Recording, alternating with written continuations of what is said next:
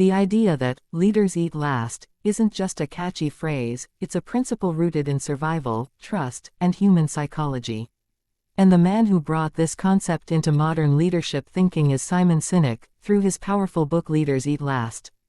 But the real story behind this idea doesn't begin in a boardroom or a business school. It begins in the military. In the United States Marine Corps, there's a simple but powerful tradition. When it's time to eat, the junior Marines go first. The highest-ranking officers, those with the most power, the most responsibility, wait until everyone else has taken their portion.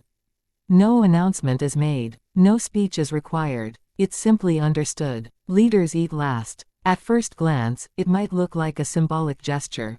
But in reality, it reflects something much deeper. It shows that true leadership is not about authority, rank, or privilege.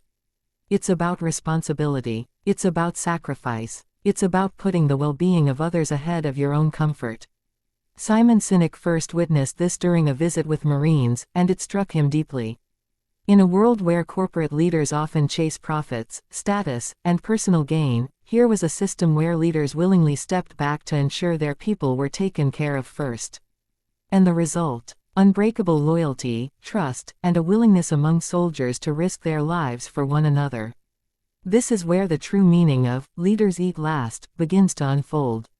It's not about food. It's about creating a circle of safety. In dangerous environments like combat zones, survival depends on trust. A Marine must trust that the person next to him will have his back. He must trust that his leaders are making decisions that prioritize the mission and the team, not their own ego. That trust doesn't come from words.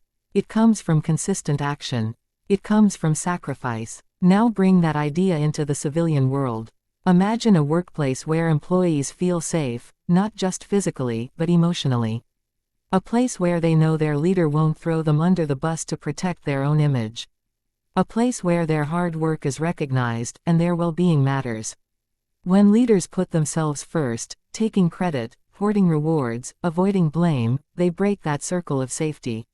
Fear replaces trust. Employees stop taking risks. Innovation dies. People do just enough to survive, but never enough to truly excel. But when leaders eat last, when they prioritize their team's growth, protect them during tough times, and share success, the environment changes completely. People feel valued. They become more committed. They go above and beyond, not because they have to, but because they want to. Sinek explains this through biology. Humans are wired with chemicals that influence our behavior. When we feel safe and supported, our bodies release oxytocin, the chemical responsible for trust, bonding, and cooperation. But when we feel threatened or undervalued, cortisol, the stress hormone, takes over. Great leaders understand this, whether consciously or not. They create environments that reduce fear and increase trust. And that's exactly what Leaders Eat Last represents. It's a signal to the group, I will take care of you. Think about the contrast in today's world. In many organizations, leadership is often confused with power. Titles, perks, and privileges become the focus.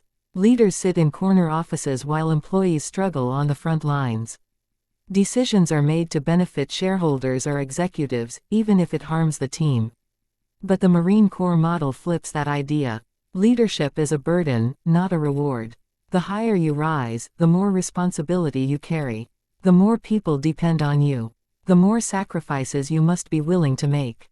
And that's what makes this concept so powerful. It challenges the way most people think about success. Being a leader doesn't mean you get the best of everything. It means you get the last of everything. You take the hit when things go wrong. You give the credit when things go right. You protect your people, even when it costs you. This principle isn't limited to the military or large organizations.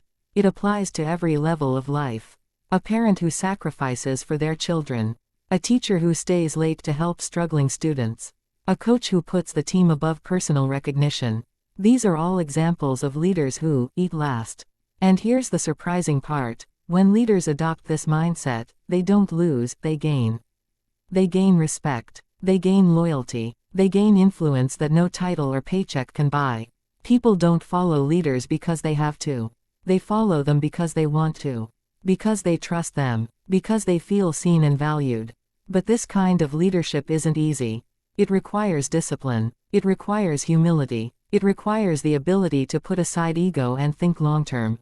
In a world driven by instant gratification, where success is often measured by how much you can get, Leaders Eat Last teaches the opposite. It teaches that true success comes from how much you are willing to give.